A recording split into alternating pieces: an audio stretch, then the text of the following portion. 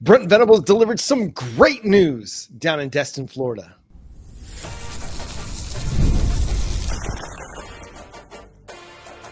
You are Locked On Sooners, your daily podcast on the Oklahoma Sooners. Part of the Locked On Podcast Network, your team every day.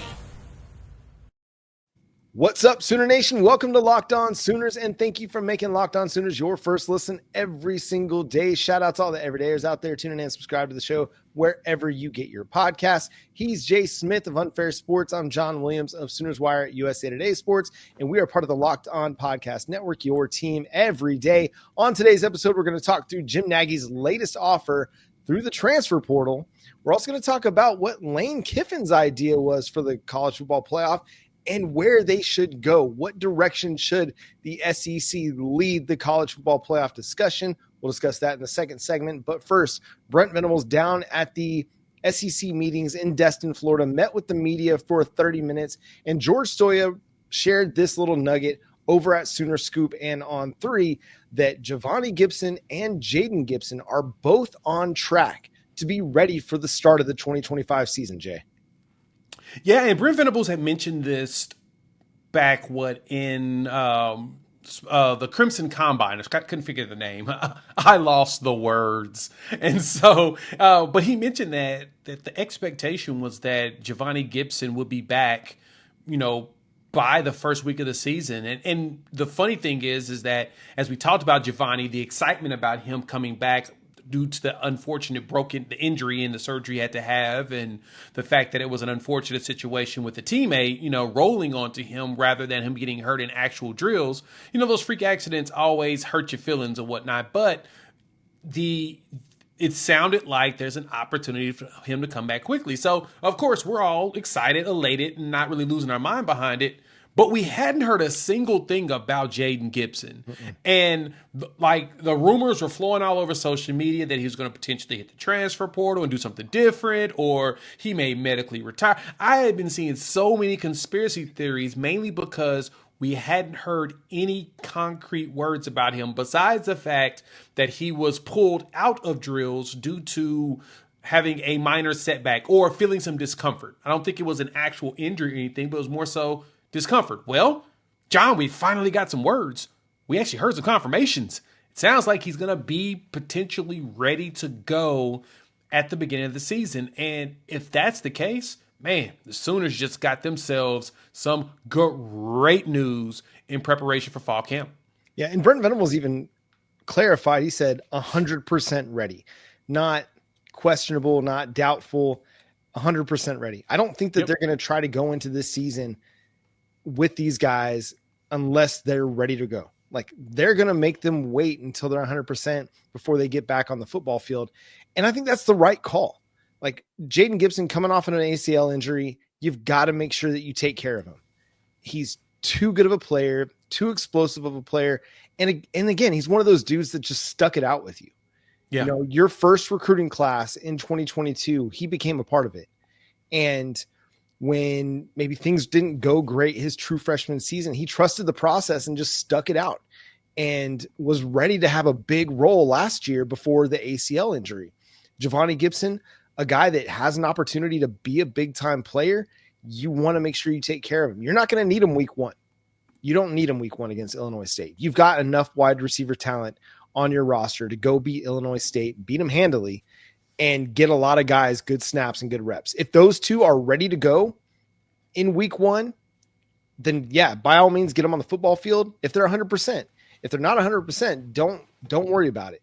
But if they're 100%, give them 10, 15, 20 snaps, get them up and running. Cause when you go to face Michigan in week 2 at home, you're going to need all hands on deck against a good Michigan defense. But listen, it's the kind of good news that you want to get this time of year.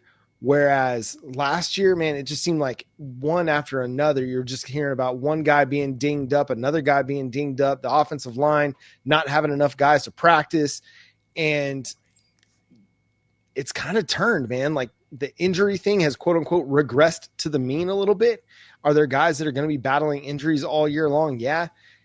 It just doesn't seem like it's going to be the same situation as last year. Your wide receiver depth's better. And if these two guys are ready to go week one, then it's even better than that. Think about it. You'll have Jaden Gibson and JaVonnie Gibson both battling it out with a Zion Kearney, a Keontez Lewis, a Jermichael Carter. You've actually got yourself some really good competitive depth, so it's not something you can truly complain about. Take a sip. Because, grab my cup. Mainly because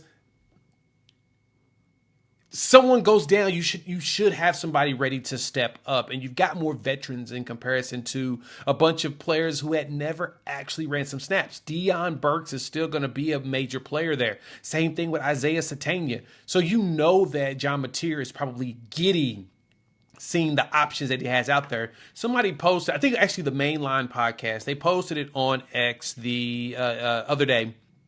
I thought that was a fascinating stat, that when John Mateer was at Washington State, he played with 0 blue chip players.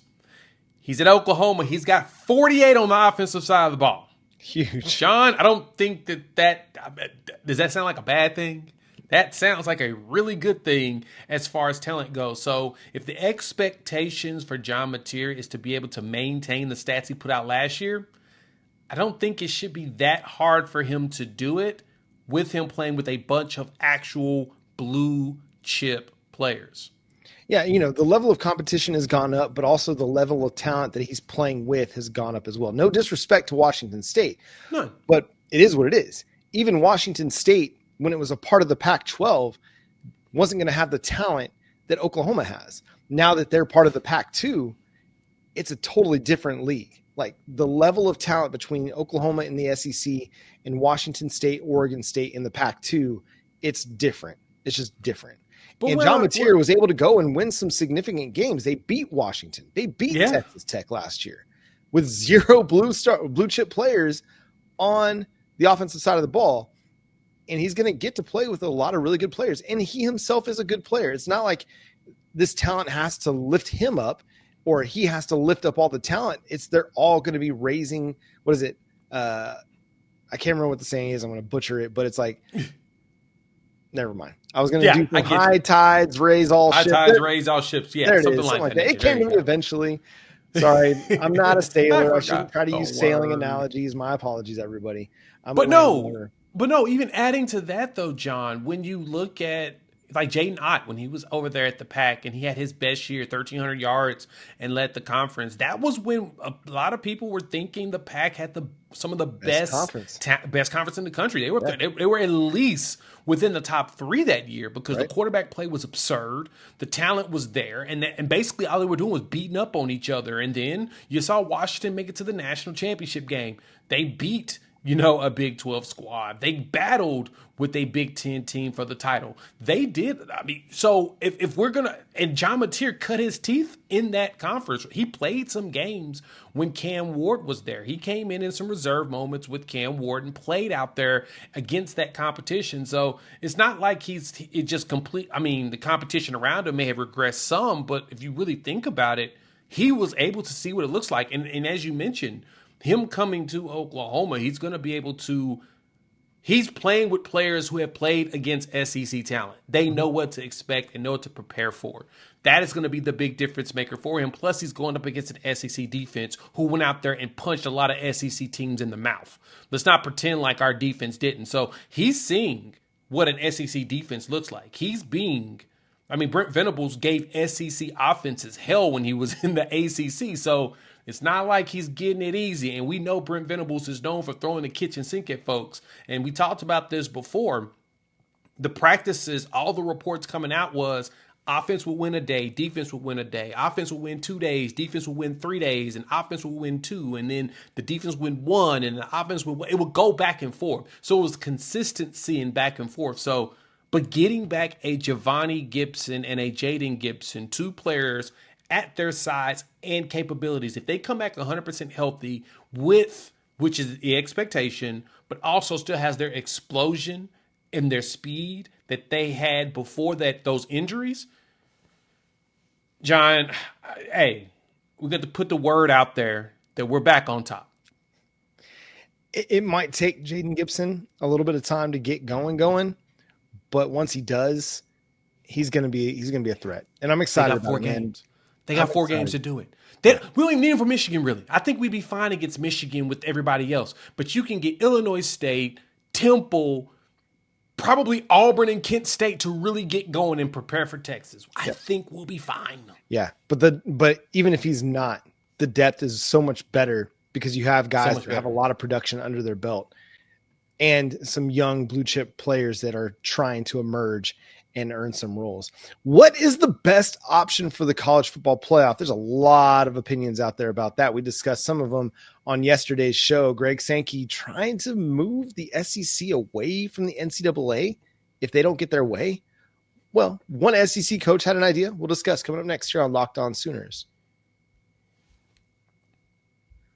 The NBA playoffs are in full swing, and every night delivers highlight-worthy performances, major momentum shifts, and can't-miss moments. Whether it's a game-winning shot or a breakout player, there's never been a better time to get in on the action, so FanDuel's making it easy to stay in the game. Before tip and live with player props, performance trends, and same-game parlays, one of my favorite things to do. Fans have more ways than ever to play smart and win big. Like for me, I'm looking at my Oklahoma City Thunder tonight. I'm going to go ahead and jump on players scoring 20-plus points. I've got Jalen Williams at minus 192. I'm going to mix him in with Shai Gilgeous-Alexander going over, make that a same-game parlay. And I think this is the bounce-back game for Anthony Edwards. I'm going to toss him in there as well.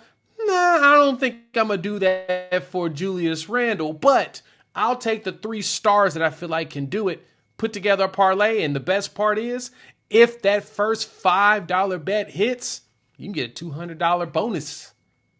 Can't beat that. So, if you're new to FanDuel, it's the perfect time to sign up. Head to FanDuel.com, place your first $5 bet. If it wins, you'll get $200 in bonus bets. Make every moment more with FanDuel, official sports betting partner of the NBA. Thanks again for making Locked On Sooners your first listen every single day. Shout out to all the everydayers out there. We're part of the Locked On Podcast Network, your team every day. And if you listen every day, on yesterday's show, we discussed Greg Sankey's seemingly aggressive approach to these college football playoff expansion discussions, talking like, hey, could leave the NCAA altogether. But a lot of it comes back to this idea that the SEC, the Big Ten, they want 4 automatic bids to any expanded playoff discussion. The ACC, Big 12, they're cool with the 5 automatic qualifiers, 11, what is it called? 11, 11 at large bids. Thank you. Yeah. At large bids. The words are escaping me tonight. I apologize, everybody. At large bids. And we're seeing another idea, this one coming from Lane Kiffin, Ole Miss's head coach, who I think generally has some pretty solid ideas.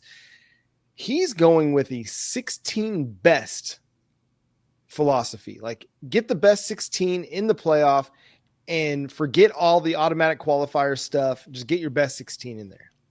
Well, I guess the question is, how do you quantify or qualify the best 16 teams? Is it going to be off the ranking system, which I'm going to have to just say it and be honest, John. SEC and the Big Ten have a little bit of a lean there. Mainly because the way that we do the ranking system, it's not conducive to be able to truly have the best 16 teams, in my personal opinion. Because what we were arguing about before was who was the 4th team, who was the 5th team, who was the 6th team. Guess what we're going to argue about now? Who's the 16th team? Who's the 15th team? Who's the 17th team? Who's the 18th?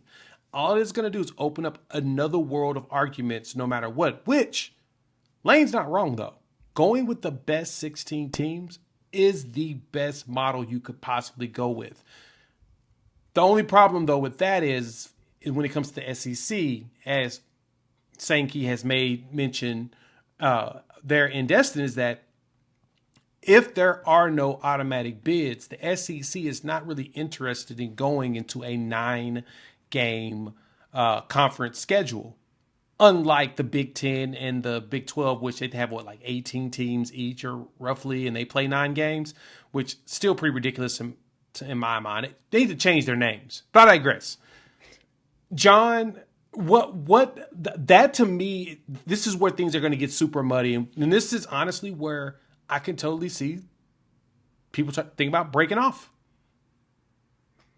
Yeah, it's a bit of a mess, and there's not going to be a great avenue.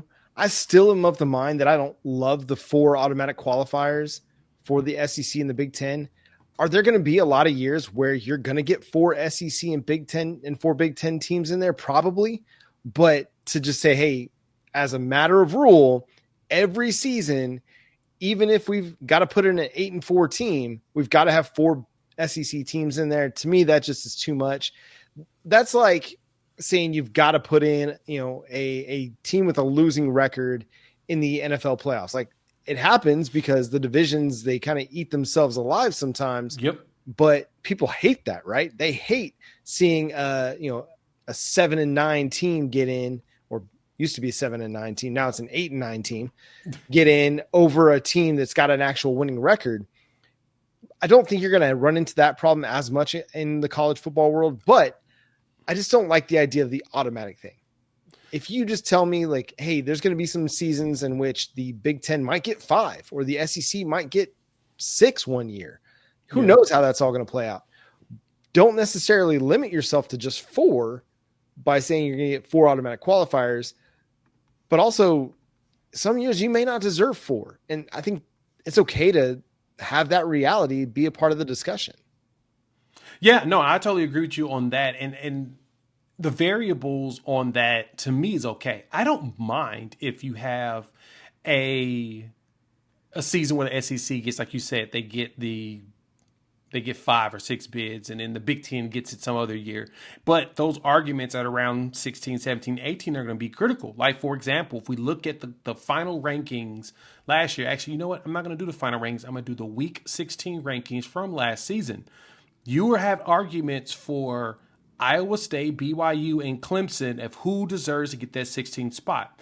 All of them won 10 games. BYU only lost 2, whereas Clemson and Iowa State had 3.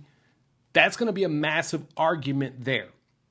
You're guaranteed to see that component happen, but you'll get the South Carolinas, the Ole Misses, the Alabama. So you'd have, let's see, 1, 2, you've got 3, 4, 5, 6 SEC teams would have made it if you had the 16-teamer here.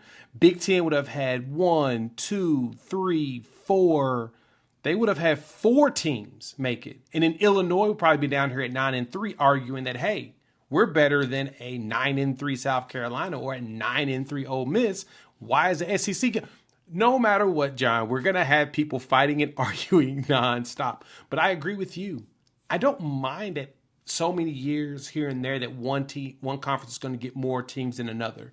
But we've got to do something about the ranking system. And honestly, we got to stop giving teams credit for wins in a ranked win in the first 4 weeks of the season, in my personal opinion. Get rid of it. To me, we shouldn't see rankings until week 4 or 5. Honestly, I'll say it this way. The AP shouldn't start until week 4. You start a preseason one and you don't change it till week 4. And then the college football playoffs need to kick in earlier, around week 6 to week 8. Then at that point, you may be able to decide who's really deserving. But, man, it's going to be a big cluster. Now, the question is, John, would the SEC actually leave the NCAA? I mean, it kind of sounds like if they don't get their way, they're going to take their ball and go home. And yeah, I get that. I don't foresee it happening unless the Big Ten goes with them and teams like UNC, Florida State, Clemson go too, or a Texas Tech goes also, that you see some of these bigger programs start to head out the door as well. The Big 12 is not going to gut itself to follow, or Big 12 schools aren't going to necessarily get the open invite. ACC schools, not every one of them is going to get an open invite to a Super League, right? But you might see a few that are brought along for the ride.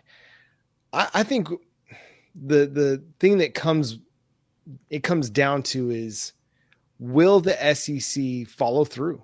Like, will they decide, hey, listen, we want this.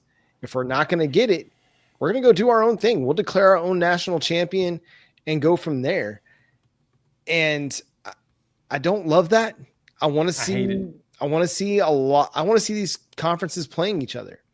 I want to see the Big 12 and the SEC playing games against one another in the playoff.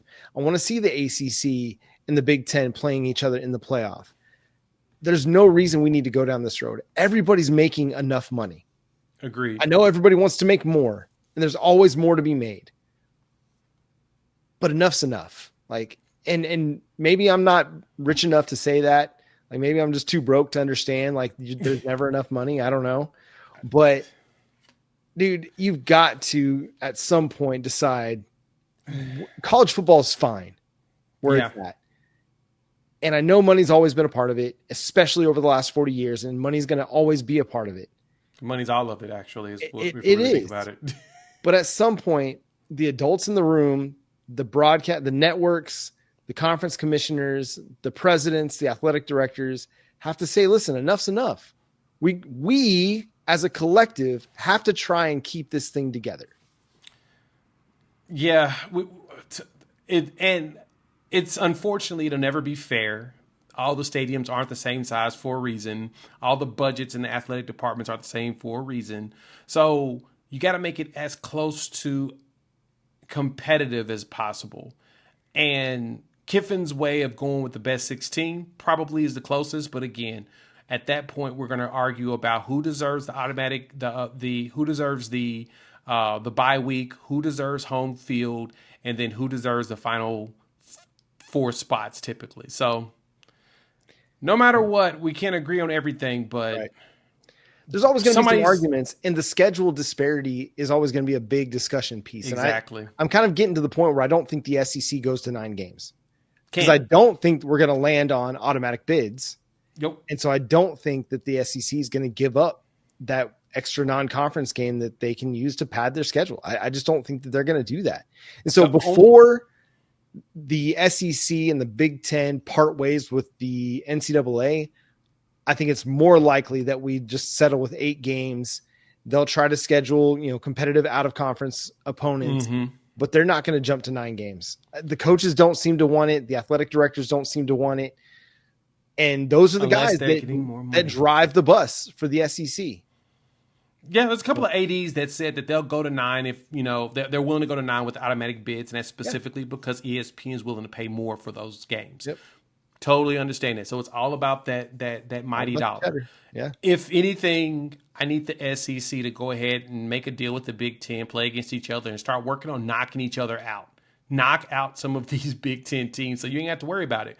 But if anybody deserves an automatic bid, the only people I think should get it is the conference champions. Yes. Those are the only ones that should, and you should automatically jump them up in the rankings just because they won their conference. Make the conference championship matter more. Right. And just kind of last thing on this before we get into Jim Nagy's latest offer here in the next segment is you don't see automatic or a number of automatic bids being dished out for the NCAA tournaments in basketball, softball, baseball. Do conferences end up getting a lot? Yeah. But the only one that's guaranteed is that conference champ. The rest of them, it's all going to be based on scheduling and RPI and how successful you were that season. That's what it needs to come down to with the college football playoff. You read it off, man. 6 teams in a 16-team playoff. If you had 16-team playoff in 2024, there would have been 6 SEC teams that could have made it. That's crazy. And that's not enough. Like, you're going to get 4 almost every year. Do you need that in writing? I mean, I guess it's smart business, but come on, man. You're going to get 4. I bet if you went back through each of the every single college football playoff ranking since the playoff expanded, you're going to find 4 SEC teams in the top 16. Minimum. Guaranteed. I haven't done the research, so you guys can tell me in the comments, but I guarantee that'd be the case. All right, let's get to Jim Nagy's latest offer. It's a Sooner legacy. Let's discuss coming up next. You're on Locked On Sooners.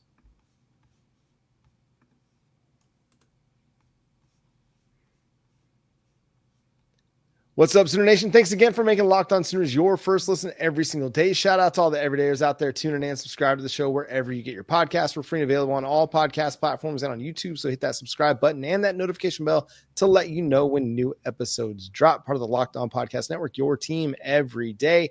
Jay, Jim Nagy's still making some headlines out there on the recruiting trail. A recent conversation with one Josiah Jefferson landed the 6'4", 6'5" tight end out of Mater Dei High School in California an Oklahoma offer. Yeah, so we talked about this on the last show where Jim Nagy had his $81 million demand where he was looking for a, guy like Alex Caruso. But what made it funny is he immediately got a response from a former Sooner in Tony Jefferson stating that he's got a little brother that needs to be a Sooner. Well, Josiah was from class 2024, so he's a JUCO player at Southwest Junior College right now. And he's got 3 years left and a red shirt available to be able to play. And so he decided, he's out there shopping himself. And when Nagy saw that message from Tony, he basically said, he retweeted him out and said, it was a great catching up with you, great catching up with the former Sooner. And now, last night, Josiah gets an offer from Oklahoma. And he says, after a great conversation with Jim Nagy, I am blessed to have received an offer from Oklahoma University. Now, we got to help him out with that. It's University of Oklahoma, but it's okay. He doesn't understand the old school Big 8 ways. Not too many people even understand the fact that the University of Oklahoma is because of us being, we're OU while being the University of Oklahoma because of the Big 8. But I digress. It's an old school legacy thing, which that's one tradition I really miss, is having that. The Big 8 was all uniform. Everybody had the U after the letter. Just, you miss all that great stuff. But I digress on that. He's been getting some pretty solid offers. Washington State hit him up. Maryland got him an offer. Cal, Arizona. He's actually visiting Arizona, I think, next weekend. And so Utah has given him an offer. Josiah's starting to come up on some radars. Tight, like I said, 6'5", 2 and some change, tight end, 40-inch vertical, wide receiver. He can play them both. I think Oklahoma may have not only do they have the end, they may have found themselves a nice little diamond out there. Yeah, and this is a guy that it's a developmental option. Like, you have a need at tight end for somebody to step up. Why not throw a bone to a guy that's got the tools and got the size that you want at tight end? He's got the athleticism. Again, Tony Jefferson's little brother. We know how important and impactful Tony Jefferson was at the University of Oklahoma. Give him a chance, man. To me, this is the kind of kid you want to give a chance to. Yes. Is someone who is going to understand the responsibility that comes with playing at Oklahoma. He's going to understand the assignment. Like, you got to go out and you got to prove it. You got to go show it every single day. And that's kind of what Tony Jefferson's done all throughout his football career, right? Was really good at Oklahoma, but didn't get drafted, and then has made a really, really nice career for himself at the NFL level. Josiah has an opportunity to go do the same thing. You can't teach 6'5". You can't teach some of the athleticism that he has.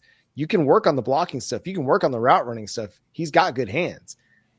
Let's make this happen. Let's find a way to get him on the roster because, like you mentioned, 3 years of eligibility, a red shirt available to him. There's a lot of opportunity to develop this kid and make him a part of your tight end, make him a part of your passing offense, and let's see what you can do, man. It's fascinating there. The other intriguing note here is that Brian Harris, the recent Oklahoma defensive lineman commit, has switched up his official visit date to make sure he's around one Jake Krell.